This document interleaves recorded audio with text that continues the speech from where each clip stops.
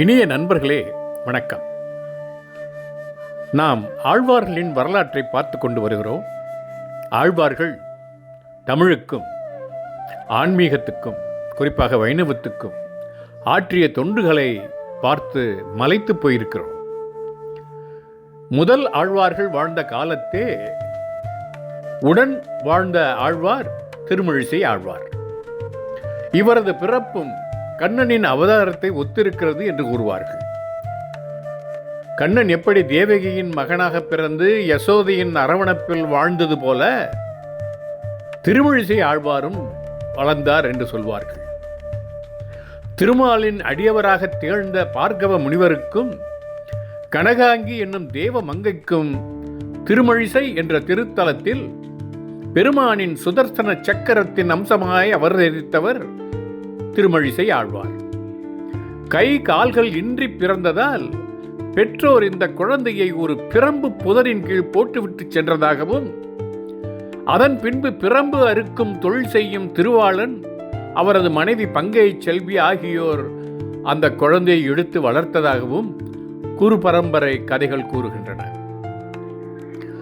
உலக காரணனாக விளங்கும் பரம்பொருளாம் முதற்பொருளின் தத்துவத்தை உணர பற்பல சமயங்களிலும் புகுந்து ஆராய வேண்டும் என்னும் கருத்தினை கொண்ட திருமழிசை ஆழ்வார் சாக்கியம், சமணம் என்னும் சமயங்களில் உள்ள நூல்களை ஓதி உணர்ந்தார். ஆனால் அவற்றில் ஆர்வம் இல்லாமல், அதில் நாட்டம் இல்லாமல் பின் சைவ சமயத்தை அடைந்து சிவவாக்கியர் என்னும் திருநாமத்துடன் சைவராய் விளங்கி அச்சமய நூல்களை ஆராய்ந்தவாறே சிவவாக்கியம் என்னும் நூலையும் ஏற்றினார். அவர் பல தலங்களுக்கு சென்று சிவபிரானை சேவித்துவிட்டு திருமயிலையை வந்து அடைந்தார். அங்கு ஒரு பூஞ்சோலையில் இருந்த பேயாழ்வார் திருமழிசை ஆழ்வாரை தடுத்தாட்கொள்ள வேண்டும் என்னும் நோக்கத்துடன் நாராயணன் திருநாம மந்திரத்தை முறைப்படி உபதேசிக்க திருமழிசை வைணவர் ஆனார். திருமழிசையார் திருமழிசை ஆழ்வார் ஆனார். இதையே மற்ற சமயங்கள் பல தெரிந்து மாயோனல்லால் தெய்வம் மற்ற இல்லை என உரைத்த வேத செழும்பொருள் என்று வேதாந்த தேசிக பிரபந்தத்தில் குறிப்பிடுகிறார். திருமழிசை ஆழ்வார் தாம் நாராயணன் தான் முழுமுதற் கடவுள் என்பதை உணர்த்தும் விதமாக நான்முகனை நாராயணன் படைத்தார். நான்முகனும் தான்முகமாய் சங்கரனை தான் படைத்தான். யான் அந்த ஆதி மேலிட்ட அறிவித்தேன் ஆழ்பொருளை சிந்தாமல் கொன்மின் நீர் தேர்ந்து என்று கூறுகிறார். பிரம்மனை நாராயணன் படைத்தான், பிரம்மன் சங்கரனை படைத்தான். எனவே நாராயணனே முதற்பொருள் என்பதை நான் இவ்வந்தாதியின் மூலம் அறிவிக்கிறேன். நீங்கள் இதனை குறைவர மனதில் கொள்ளுங்கள் என தன் நோக்கத்தை விளக்கி நான்முகன் திருவந்தாதியை தொடங்குகின்றார் திருமழிசை பிரான். அவரை பற்றிய மற்றுமுள்ள கதைகளையும் நாம் பார்க்கலாம்.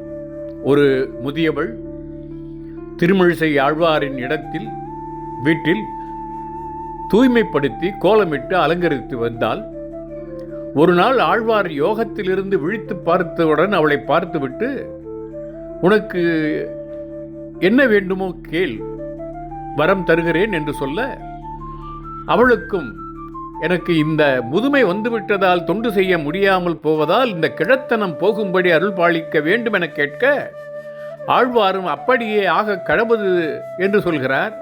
அதன் பின் அவள் அழகுமிக்க இளநங்கையாக தேவ அருள் பெற்றதால் மிகவும் அழகாக இருக்கிறார். பக்திசாரரை வணங்கி தன் இருப்பிடம் அடைந்தாள். அவளது தேவ வடிவை கண்டு ஆசையுற்ற பல்லவ வேந்தன் அவளது அழகில் மனதை பறிகொடுத்து அவளது விருப்பத்தை அறிந்து மனைவியாக ஆக்கிக் கொண்டான். பின்பு மனைவியிடம் அவளுடைய அழகின் ரகசியத்தை கேட்கும்போது ஆழ்வாரால் இளமைத்தன்மை ஏற்பட்ட வரலாற்றினை அறிந்துவிட்டு தனக்கும் அது போன்ற முதுமை இல்லாமல் செய்ய வழி கேட்கிறார். அதற்கு அந்த அம்மையார், ஆழ்வாரின் சீடரும் நாள்தோறும் அரண்மனைக்கு பிச்சை ஏற்பதற்காக வருகின்றவரும் ஆகிய கனி கண்ணரின் துணை கொண்டு ஆழ்வாரின் அருளை பெற்று தங்களுக்கு இளம் பருவத்தை மீளப் பெறலாம் என்று சொல்லிவிட்டார். அங்கனமே அம்மன்னனும் மறுநாள் கணிகண்ணர் வந்ததும் அவரிடம் உங்களது ஆச்சாரியரை அழைத்து கொண்டு வர வேண்டும் என்று கேட்க, அதற்கு அவர் எம் குரவர் ஆச்சாரியார் எவர் மனைக்கும் வாரார் என்று சொல்ல, அரசன் அங்கனமாயின் நீரே நம் மீது ஒரு பாட்டு பாடுக என்று கேட்கிறார். அதற்கு கணிகண்ணர், யான் வாய்கொண்டு மானிடம் பாட வந்த கவி அல்லேன், மனிதனை பாட மாட்டேன் என்று சொல்லவுடன் அரசர் அவரை நோக்கி, அரசர்கள் திருமாலின் அம்சம் அல்லவர்கள், ஆதலால் அரசரை பாடுதல் குற்றமாகாது என்று கூறுகிறார். அதனால் நீங்கள் பாடித்தான் தீர வேண்டும் என்று சொன்னவுடன் அதற்கு கணிகண்ணர் திருமாலை பற்றிய ஒரு பாடலை பாடி முடிக்கிறார்.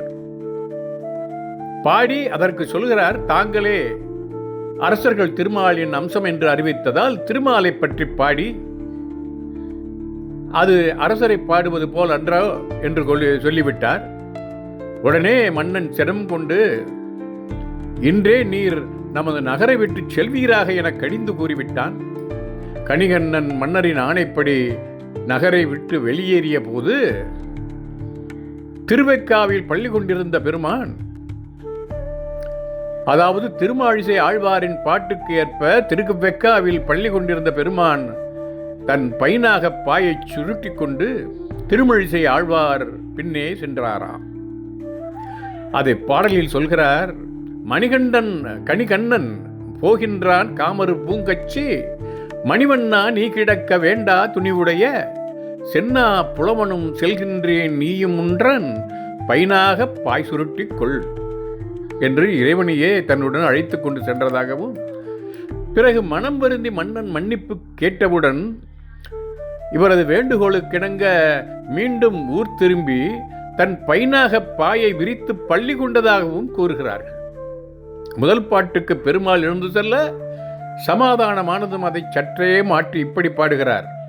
கணிகண்ணன் போக்கொழிந்தான் காமரு பூங்கச்சி, மணிவண்ணா நீ கிடக்க வேண்டும், துணிவுடைய சென்னா புலவரும் செலவொழிந்தான், நீயும் உந்தன் பைனாக பாய் படுத்துக்கொள் என்று முடியுமாறு பாட அவர் திரும்பி வந்து ஆலயத்தில் அமர்ந்து விட்டாராம்.